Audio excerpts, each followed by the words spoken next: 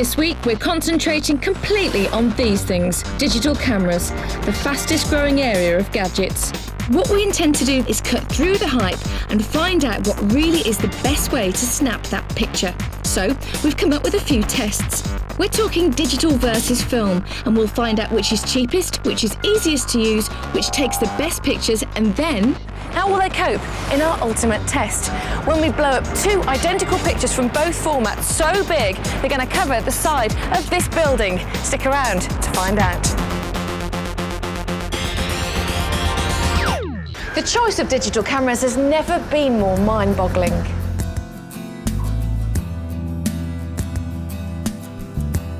On the plus side, specifications are going up and prices are coming down. 3 years ago, a camera like this would have cost you about £500. Now, it's about £200.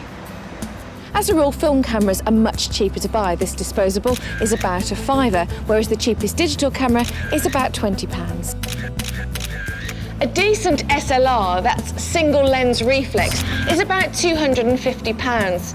The equivalent digital camera is £1,000. So how do they justify the extra costs? Convenience. Here's a test.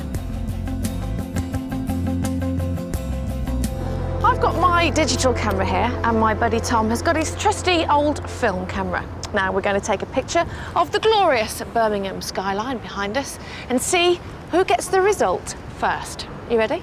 Yes. Okay, ready, steady, go. And I win. The glory of digital is that I get to see the picture straight away in the back of my camera, and if I don't like it or it's blurred, I can just take another one. Tom's off to the processors. He won't get to see his picture for at least an hour.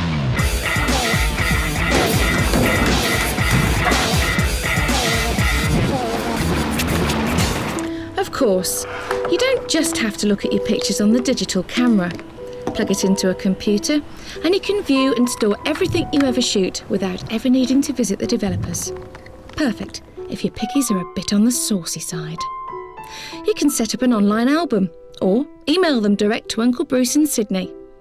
And if you consider that a film print costs about 20p, then a £100 digital camera will have paid for itself after 500 snaps.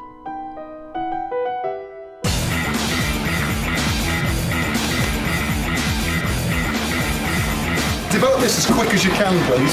1 hour, yeah? Yes. 1 hour. Tom, though a little sweaty, will have a set of printed photos from his film camera, but you know, he can easily do this with digital as well. If you've got something that you think is worth committing to paper, then it's no more complicated than this. Plug in your USB cable and select the picture that you want to print. Turn on the printer, press set, and Bob's your uncle. This bit of kit costs 190 quid, and although there's a suspicion that homemade prints fade over time, as long as you've saved the pictures, you can just print out fresh ones. So, in the time it's taken Tom to get his film prints, I've checked my shot on the camera, taken a couple of better versions, loaded them into my computer, emailed them to my friends, put them in my online album, and made a few prints for my mum.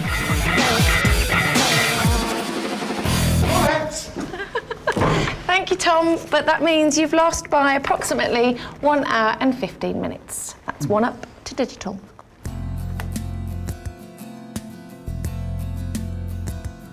Quite frankly, the smaller, the slighter, the slimmer, the better. If you can pop it in your pocket without causing too much of an unsightly bulge, then you'll have it on you to capture those golden moments. Digital cameras now come in lighters, on keyrings, or, like this one, the size of a credit card, whereas a film camera has to be at least the size of a film. So again, it's another victory for digital. The convenience of digital is unquestioned, but the #1 complaint by users is shutter lag. That means there's a delay between you pressing the button and the photo being taken, which makes it hard to capture those crucial split-second moments. Right, Tom's back with his film camera, so we're going to stand on the start-finish line here while Dan and Steve have a race. Now, their favourite film is Chariots of Fire, and they've been itching to recreate it. But I've got a feeling, because it's television and because I wrote the script, that it's going to be a very close finish. Are you ready, boys? On your marks. Get set. Go!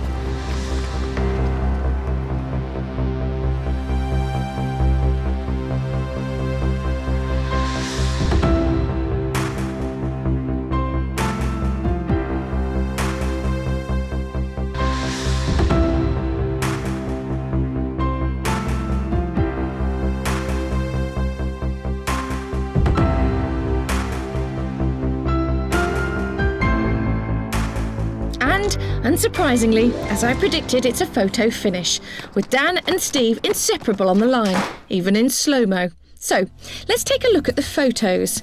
Tom's film camera is bang on, capturing the exact moment they cross the line and showing that Steve takes it by a belly.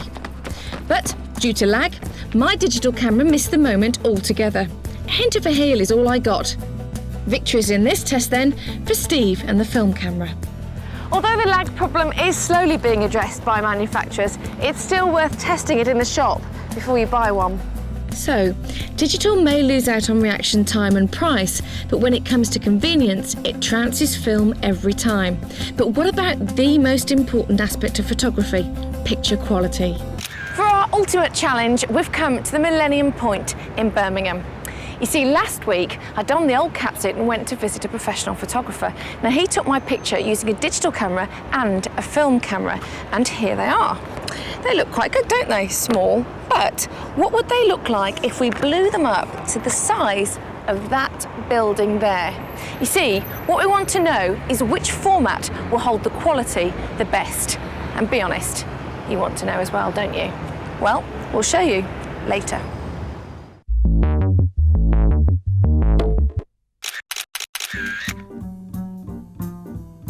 One of the best things about digital photography is that taking the pictures is only part of the story.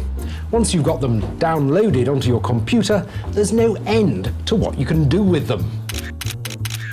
The best-selling program on the market is this, Adobe's Photoshop Elements, that costs around 50 quid. Let's see what it can do. Some of the first things to try are the quick fixes. For example, there's one that deals with red eye, a common problem in flash photography. This chap's got a particularly virulent case. And there's another that sets brightness and contrast to ideal levels. Then you can start on, say, the colour. For example, you could get rid of it. No more fretting that you didn't have a black and white film with you. You can make any picture as black and white as you want. And you can boost the contrast for extra moodiness. I think this landscape, on the other hand, looks a bit cold. So let's warm it up a bit by tweaking the colour balance. I can also make it lighter or darker using these tools here.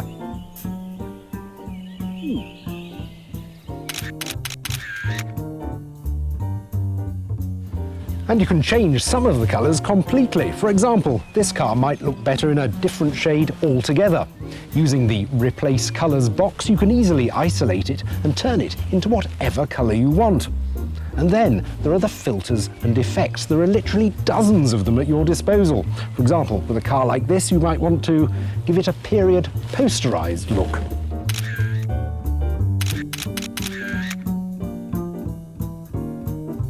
Using the distorting filters, we can make trees spookier or liquefy clocks in a Dali-esque fashion.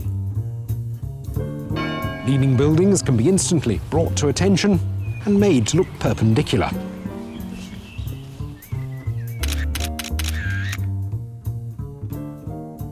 One of my favourite features is the ability to stitch photos together to make a panorama. If you fancy a wide, thin shot of something like a landscape, you take lots of individual photos, and when you get them back home, the programme will automatically merge them together.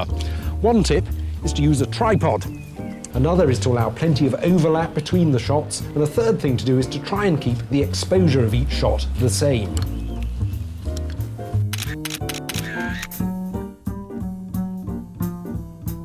Soon you'll be spending weeks at your computer experimenting with and perfecting your shots. Either way, it's great fun.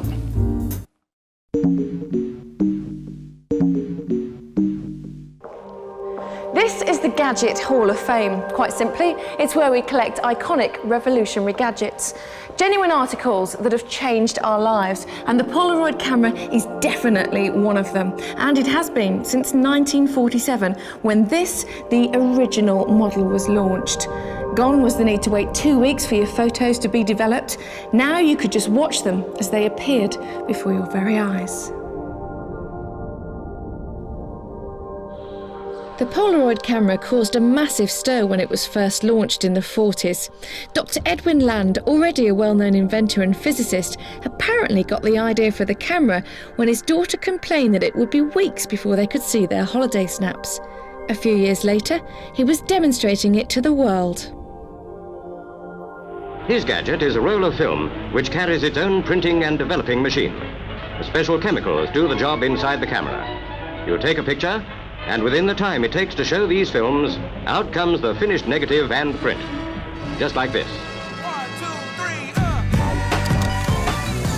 3, The genius of Polaroid cameras has always been in the film. The whole developing process takes place on the print itself. Originally, the developing chemicals were stored in a pod which was split as the film advanced. You then had to count to 60 and peel back. Since 1972, the whole developing process has taken place on the print once it's actually left the camera. Can I take your picture? Polaroid's SX70 Sonar. In the 60 years or so since it was invented, 200 million Polaroid cameras have been sold, and at any given time, more than 100 Polaroid pictures are developing in hands around the world. Could you picture yourself with any other instant camera? 1, 2, 3, shake it like a partner. As well as becoming the ultimate party camera, professional photographers use Polaroids to frame shots before starting to shoot on 35mm. Those wishing to indulge in a little homemade porn loved it because it cut out the need for a trip to the developers. And police used Polaroids when they couldn't wait for traditional photos for ID purposes. Despite a multitude of reinventions, the Polaroid instant camera may soon be little more than a museum exhibit. Its USP, seeing your photos as soon as you've taken them, now belongs to the much more versatile digital camera. Oh, and just for your information, shaking your Polaroid pictures won't help them to develop any quicker. The image never touches the air, so shaking has no effect at all. Now it's time for Tom Dunmore, editor of Stuff magazine, to tell us what's new in the world of, guess what, digital cameras. The latest thing in terms of cameras looks very similar to, well, the last 50 years of cameras, really. It's this from Nikon, the D70. It's Nikon's first sub-£1,000 digital SLR. It does take absolutely stunning pictures. I haven't seen anything as good as what this has produced. I will prove it now by taking a picture of your beautiful cameraman here. There you are, looking fantastic. You don't need to spend that much money. In fact, digital photography is becoming more and more accessible. Kodak's latest camera, the CX7300, is £100. And yet it will take really decent quality pictures. It's 3 megapixels. Now 3 megapixels is big enough to blow up to sort of A4 size. If you're willing to spend a bit more though, you will get more. This is the Ixus-I, and it's designed as a sort of fashion camera essentially. It's available in 5 fetching hues to match your outfit, but it does take very, very good pictures. It's 4 megapixels, so you know, it's pretty high resolution. You see how beautiful these cameras can make you look? And of course you can immediately delete them. But my current favourite out on the market is the Sony T1.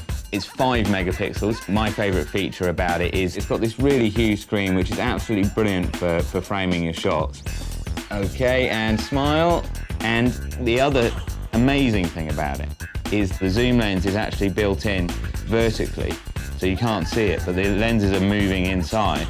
It has a sort of periscope design. For £400, I think that's a really good buy. The future of cameras is this.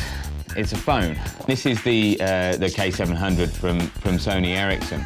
And what's interesting about this phone in particular is that you can see it's actually been designed to look very much like a camera with a shutter release button here.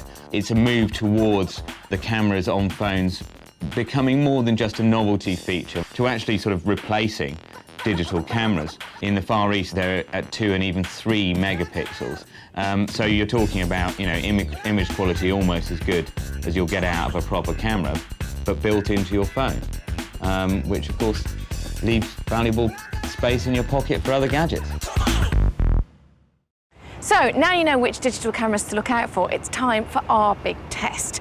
Now we've taken 2 pictures, one of them's on digital and one of them's on film format. We've blown them up so big that they're going to cover the side of this building. But which one will hold its quality, and will you be able to tell which is which? Well, before we rig them up there and show you our results, let's have a look at how we got to this point. Image quality depends on resolution, and as a rule, resolution depends on the number of pixels you have.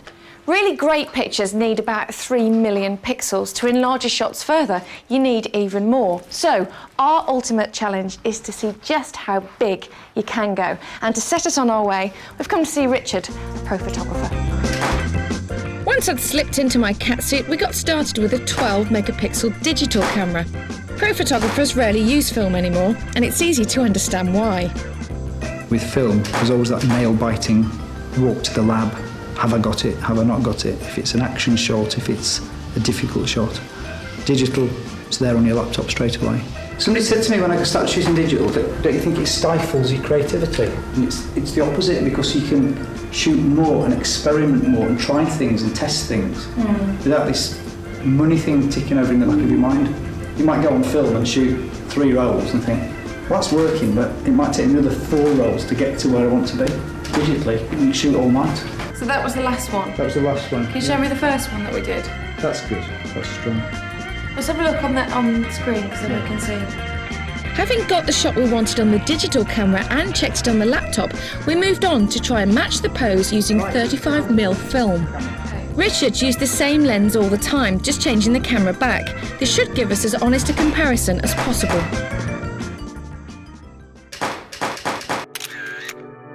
Once the photo shoot is over, it's off to the printers, where I'm going to get blown up. My pictures will each be 170 square metres.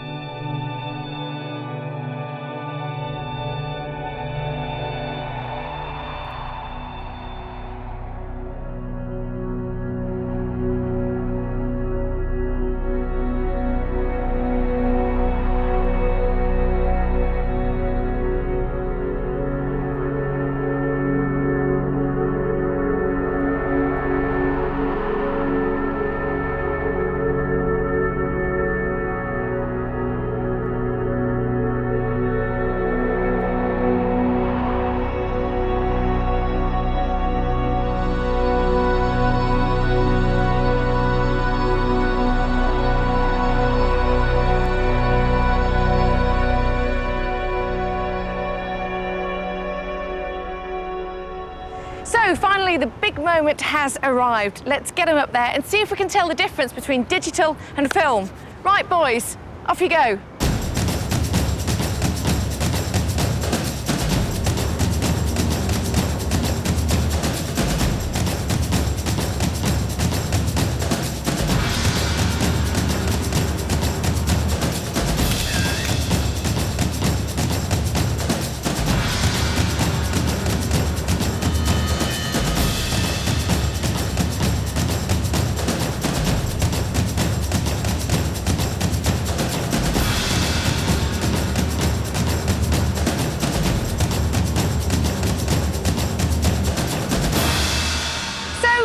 They are.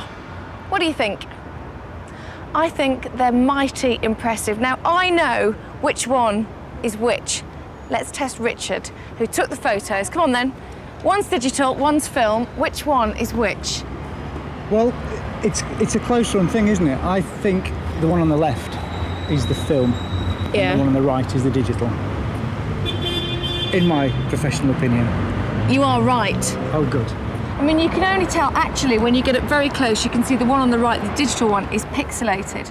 You can just see it's kind of It's kind of soft, isn't it? Slightly on the edge. The clarity is greater on the film than the digital, but if you saw the digital one up on its own, I don't think you would say... You wouldn't say... The quality's not very good on that, would you? No. That's incredible. Are you surprised by that? I am, actually. I thought you'd see it pixelated more. But, like you say, if you saw each one on its own, you wouldn't automatically think know. which is which. Now, here's a question for you. Which one do you prefer? That is the hardest one. For me, I think I prefer the one on the right because the skin tones are more neutral. Yeah. The film one, there's a little bit of a magenta cast on there, whereas it's a bit more neutral but perhaps a bit softer. I think when you're blowing something up that big, and I have to say it hasn't been touched or airbrushed or we've done nothing to it at all. So from a personal view for me, it's a lot more flattering, the digital one, because it's slightly softer, isn't it? Yeah. When you're blowing something up that big, you do want something to be, well, you know, a little bit more flattering on the skin tone. And you can see the one on the left is redder, so yeah, I actually do prefer the digital one too. Excellent. Well, thumbs up for digital then. And another nail in the coffin for film, I'm afraid, I think. And if any further evidence was needed that the future is digital, then take a look at this lot. All of the press who came to record our photo stunt was shooting on, you've guessed it, digital cameras.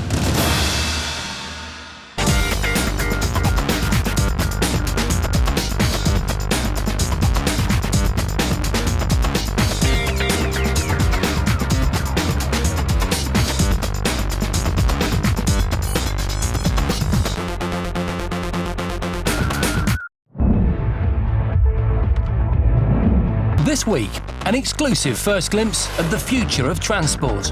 Plus, we built a personal computer that you can wear. Let me just get this straight. You've never even been in a light aircraft, let alone tried to land one? No, I haven't. I've only ever